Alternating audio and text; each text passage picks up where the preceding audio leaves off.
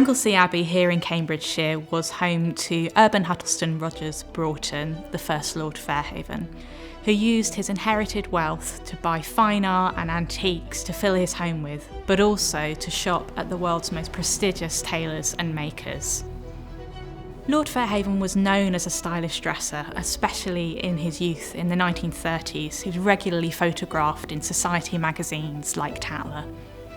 The Anglesey Abbey menswear collection is a rare survival of 20th century bespoke clothing belonging to just one man that can be traced in the archives of surviving retailers.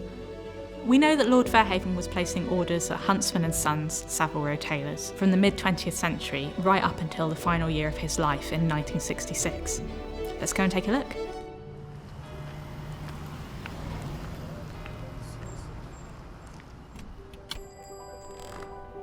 Campbell, thank you so much for having us at Huntsman today. It's a real treat to be here and talk with you about Lord Fairhaven as a customer here and how the business is today.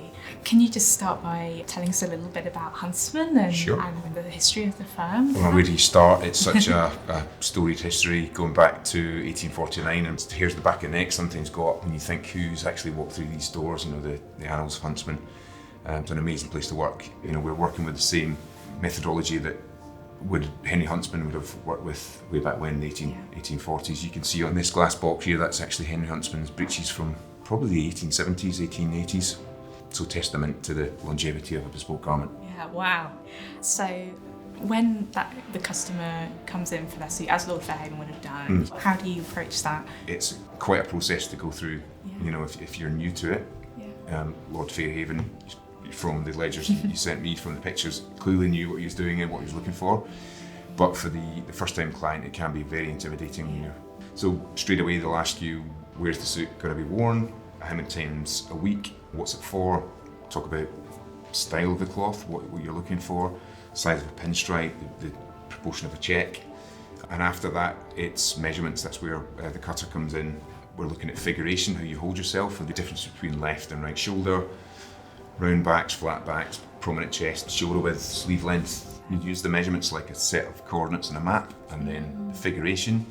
The old school term for it is rock of eye, which is where your trained eye and years of experience, you start to ignore those measurements and look at shapes rather than numbers. Yeah. And from those measurements, you're then moving on to cutting the cloth that you carefully selected. It's hard to imagine how one gets from that 2D template, if you like, to the 3D garment. Tell us a bit about that. So that's where the skill of the tailor comes in. It's all sewn over the tailor's knee so that it's always going, the chest is always going that way, the lapels are always rolling that way. And it's that handwork that will be in the garment for its life cycle. So if I understood correctly, so the form of the maker's body is helping to shape the final garment? You're always, just the canvases and the stitches are always going over a curve. Yeah. Wow.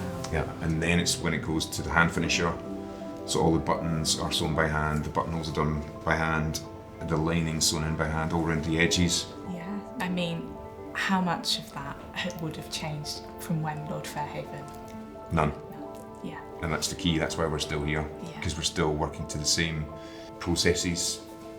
It has to be passed down, and that's what people, I think more so than ever, are recognising the longevity. We've seen garments come back in the 1920s that still look brand new.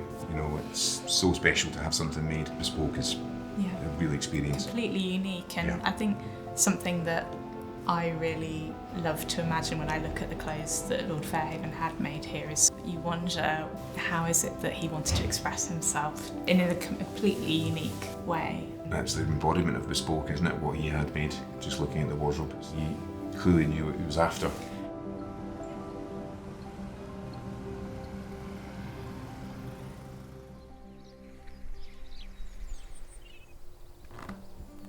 The wardrobe at Anglesey Abbey is bursting at the seams with notable names from London's tailoring quarter.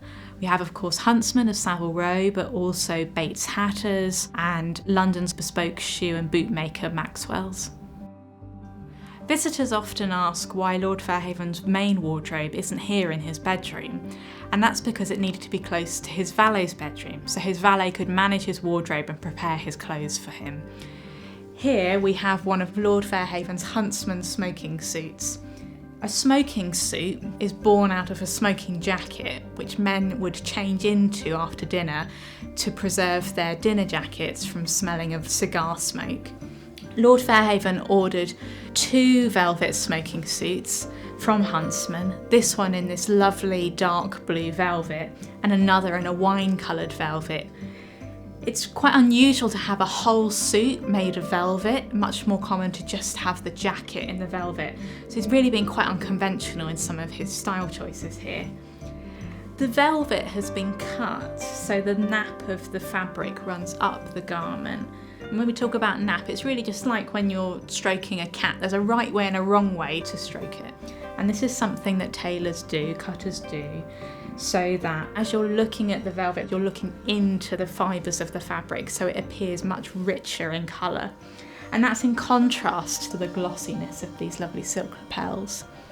And we can see from the buttonhole that it's been very well used. It's out of shape, but to find a buttonhole on evening wear is pretty unusual. And if we look under here, we can see there's a little loop for the stem of the flower. And his signature flower he always wore was a carnation, red in the day, white for the evening. So let's take a closer look at the suit. Hidden inside the inside pocket, we find the tailor's label and lots of information about the garment, which provided clues to us. But we didn't understand what the information meant. So it's really been by working with Huntsman that we've been able to unlock what this all means.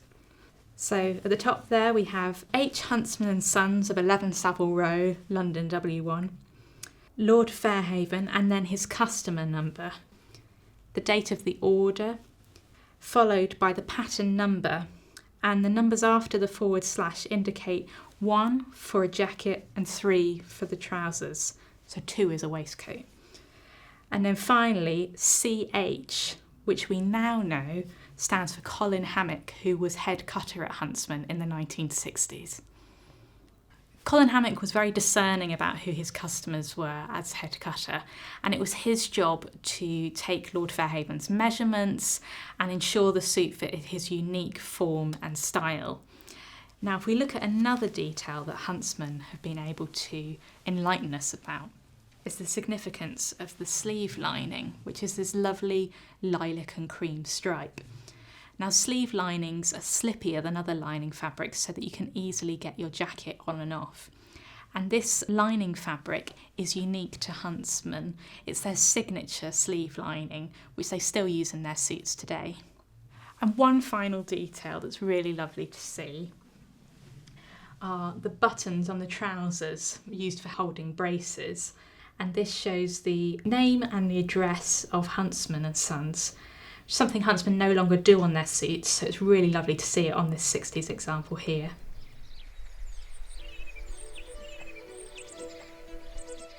Lord Fairhaven used bespoke clothing as a tool to express himself. He understood the rules of dressing well enough that he could be playful with some of those details that we've seen today. And it's only by having such a complete collection here at Anglesey Abbey that we're able to form that bigger picture, giving us a real sense of the image he wanted to project to the world, and perhaps who Lord Fairhaven was, which really gets us wondering, what do our clothes say about who we are?